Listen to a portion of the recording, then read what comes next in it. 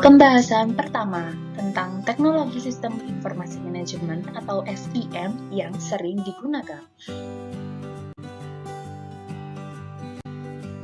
Jadi, dari pertanyaan pertama terkait dengan sistem informasi manajemen yang sering saya gunakan, salah satunya adalah Shopee. Ya, Shopee adalah platform perdagangan elektronik yang berkantor pusat di Singapura di bawah pimpinan SEA Group.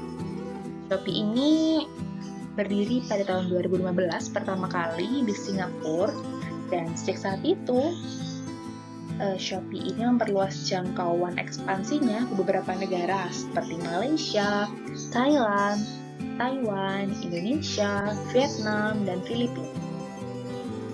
Karena elemen mobile yang dibangun sesuai konsep perdagangan elektronik global, Shopee ini menjadi salah satu dari 5 startup e-commerce yang paling disruptif. Dibandingkan dengan situs belanja online lainnya seperti Tokopedia, Bukalapak, OLX, Blibli, JD.ID, dan lain sebagainya, Shopee ini termasuk salah satu yang termuda loh. Namun, dengan promosinya yang gencar, Shopee mampu berdiri sejajar dengan pesaing-pesaingnya. Dan Shopee sendiri merupakan bagian dari e-business dan e-commerce yang saat ini sedang naik daun di kalangan masyarakat. Ini dikarenakan pemanfaatan teknologi sistem informasi yang baik dan mengikuti zaman, sehingga Shopee mampu bersaing dalam dunia bisnis.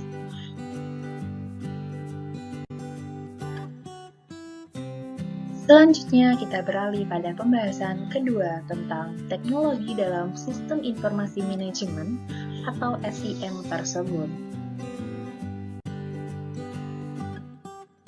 Baik, selanjutnya kita beranjak pada pertanyaan ketiga terkait teknologi dalam sistem informasi manajemen yang telah dipilih.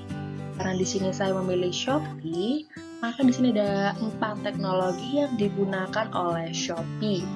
Yang pertama ada TPS, yang kedua MIS, yang ketiga DSS, dan yang terakhir AIS.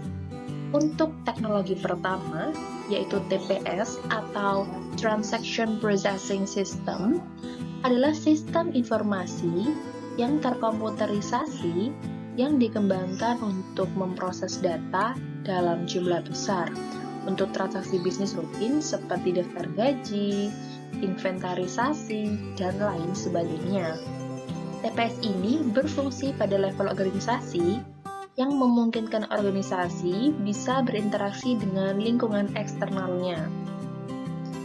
Data yang dihasilkan oleh TPS ini dapat dilihat dan juga digunakan oleh manajer untuk mengambil keputusan.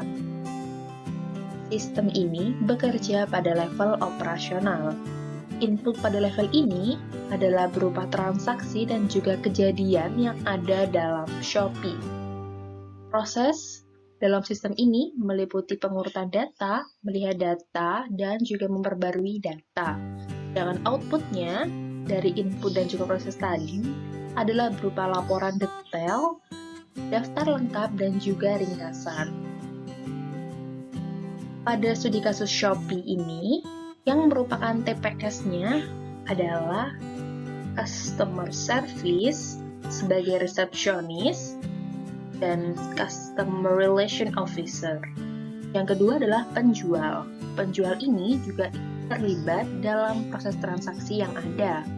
Penjual dapat memperbarui data dari produk-produk yang dijualnya, seperti memberikan diskon, lalu promo flash sale, atau live di Shopee, dan lain sebagainya. Selanjutnya yang ketiga yang berperan sebagai TPS adalah pembeli. Pembeli ini ikut terlibat dalam proses transaksi yang ada. Pembeli dapat menanyakan hal-hal terkait dengan kejadian yang ada di Shopee, baik transaksi maupun pertanyaan-pertanyaan lainnya yang terkait dengan Shopee. Yang keempat adalah finance. Bagian finance ini melakukan pengelolaan keuangan perusahaan dan juga melakukan penginputan semua transaksi keuangan yang terjadi di Shopee. Dan yang terakhir adalah QC atau Quality Control. QC ini berperan untuk memantau produk-produk yang dijual oleh seller yang tergabung dalam Shopee dan bertanggung jawab untuk memperoleh kualitas terbaik dalam produk dan jasa perusahaannya. Teknologi kedua yang digunakan dalam sistem informasi manajemen yang dipilih, yaitu Shopee, adalah MES. MES ini merupakan singkatan dari Management Information System. MES ini mendukung spektrum tugas-tugas organisasi yang lebih luas dari TPS, dari teknologi pertama yang telah dibahas tadi, termasuk analisis keputusan dan pembuat keputusan. MES ini menghasilkan informasi yang digunakan untuk membuat keputusan dan juga dapat membantu menyatukan beberapa fungsi informasi bisnis yang sudah terkomputerisasi atau berbasis data. Pada Shopee, yang merupakan MES adalah yang pertama ada Marketing Officer yang melakukan optimasi di Shopee di mesin pencarinya. Yang kedua juga melakukan optimasi di sosial media dan bertugas membawa kemajuan dalam hal marketing untuk perusahaan. Selanjutnya kita beralih pada teknologi ketiga yang digunakan dalam Shopee, yaitu adalah DSS. DSS ini merupakan singkatan dari Decision Support System. DSS ini hampir sama dengan MES karena sama-sama menggunakan basis data sebagai sumber datanya. DSS ini bermula dari MES karena menekankan pada fungsi pendukung pembuat keputusan di seluruh tahap-tahapnya. Ya, meskipun keputusan aktual tetap berwenang eksklusif pembuat keputusan. Jenis DSS menurut tingkat kerumitan dan tingkat dukungan pemecahan masalahnya adalah sebagai berikut.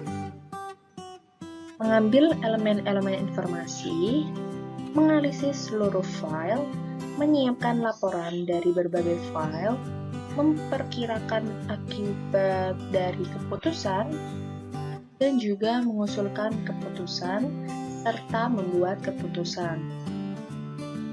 Nah, pada studi kasus Shopee ini, yang merupakan DSS adalah Chief Marketing Officer, yaitu pemimpin dari Marketing Officer, yang bertugas membuat keputusan atau kebijakan untuk kemajuan di bidang marketing perusahaannya. Oke, teknologi terakhir yang digunakan dalam Shopee ada EIS. EIS ini adalah singkatan dari Executive Information System. EIS ini adalah sistem terkomputerisasi yang menyediakan akses bagi eksekutif secara mudah ke informasi internal dan juga eksternal yang relevan dengan faktor penentu keberhasilan. Nah, di Shopee ini yang merupakan EIS adalah Chief Executive Officer yang mengelola dan menganalisis segala aktivitas fungsional bisnis seperti operasional, sumber daya manusia, keuangan, dan juga pemasaran, serta yang bertugas membuat kebijakan, prosedur, dan standar pada perusahaan. Pembahasan ketiga tentang isu etika dalam sistem informasi manajemen tersebut. Oke, selanjutnya kita beralih pada pembahasan yang ketiga, yaitu terkait isu etika dalam sistem informasi manajemen yang dipilih, yaitu di sini Shopee. Nah, jadi ada beberapa isu etika yang terjadi dalam Shopee. Salah satunya adalah peretasan data atau penyadapan akun yang dilakukan oleh beberapa oknum yang mengatasnamakan Shopee. Hingga kejadian ini berimbas pada menurunnya kepercayaan masyarakat pada Shopee. Dan kebetulan untuk kejadian ini saya sendiri pernah mengalaminya. Jadi ceritanya saat itu ada telepon masuk di nomor saya, dan kemudian setelah saya angkat, dia bercerita kalau dia adalah salah satu karyawan Shopee atau tim Shopee yang menawarkan hadiah waktu itu, dan saya disuruh memilih antara voucher atau cashback sebagai salah satu keuntungan dari pembelian belanja dengan minimal kurang lebih waktu itu 500.000 atau berapa gitu kalau saya tidak salah. Dan kebetulan karena saya sudah cukup lama memakai Shopee ini, jadi saya sedikit tahu tentang beberapa informasi mengenai hadiah yang didapatkan dari Shopee. Tahu saya, Shopee tidak pernah mengirimkan atau menawarkan hadiah di luar aplikasinya dan juga melalui email resmi dari Shopee sendiri.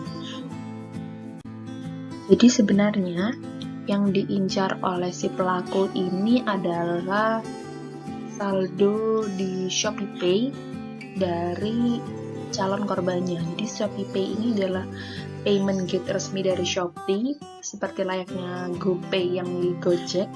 ShopeePay ini adalah payment gate resmi dari Shopee. Nah, dan tidak setiap pengguna juga yang mengaktifkan ShopeePay di Shopee-nya, tapi si pelaku ini dengan dalih memberikan hadiah dan menawarkan hadiah dari Shopee, dia mencoba masuk ke akun Shopee kita yang pastinya di awal sebelum masuk ke akun, kita selalu dimintai nomor verifikasi untuk menyatakan kalau kita ini benar-benar pemilik akun tersebut, yang biasanya nomor verifikasi itu kirimkan melalui SMS di nomor pengguna Shopee itu. Dan si pelaku ini, dia mencoba masuk ke akun kita, dan lewat telepon ini dia menanyakan kode verifikasi akun kita dengan dalih kalau itu adalah kode hadiah kita yang harus diberikan kepada Shopee sebagai syarat untuk mengklaim voucher atau cashback yang sudah ditawarkan sebelumnya. Nah, padahal di Shopee sendiri sudah ada beberapa informasi terkait nomor verifikasi ini yang tidak boleh disebarluaskan ke siapapun termasuk karyawan Shopee. Pada saat itu saya untungnya tidak tertipu, saya waspada, dan kejadian itu alhamdulillah tidak merugikan akun Shopee saya, karena juga pelaku tidak berhasil membobol akun saya.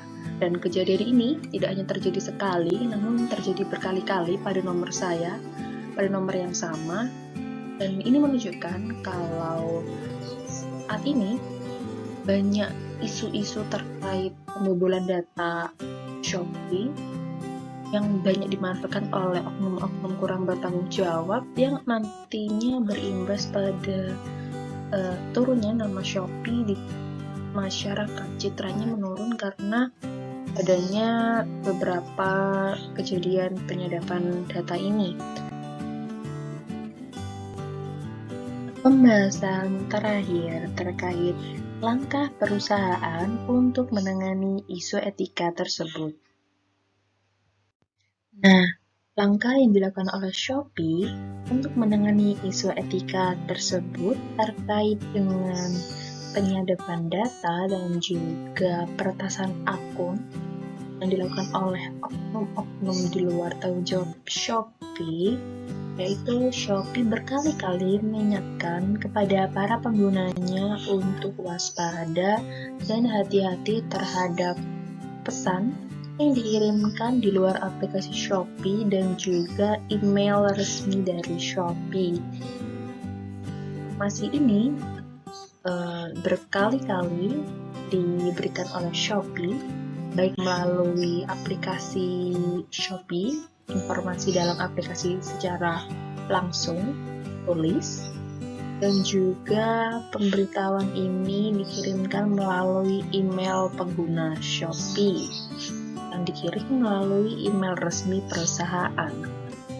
Selain itu, di Shopee sendiri juga menyediakan layanan customer care atau customer service yang bisa dimanfaatkan untuk para pengguna Shopee untuk melaporkan kejadian-kejadian yang mengatasnamakan Shopee untuk ditindak lebih lanjut. Untuk itu, kita sebagai pengguna baik aplikasi Shopee maupun bentuk informasi lainnya, aplikasi lainnya, hendaknya lebih waspada terhadap informasi-informasi yang mengatasnamakan sebuah perusahaan atau brand yang diberikan di luar akun resmi atau kontak resmi dari perusahaan. Karena pada masa kini, saat ini sudah terjadi banyak sekali penipuan-penipuan yang mengatasnamakan sebuah nama perusahaan besar ataupun brand besar yang dilakukan demi mengatasnamakan kepentingan pribadi oleh oknum-oknum yang kurang bertanggung jawab. Untuk itu, hendaknya kita harus lebih waspada dan teliti dalam setiap informasi yang kita terima.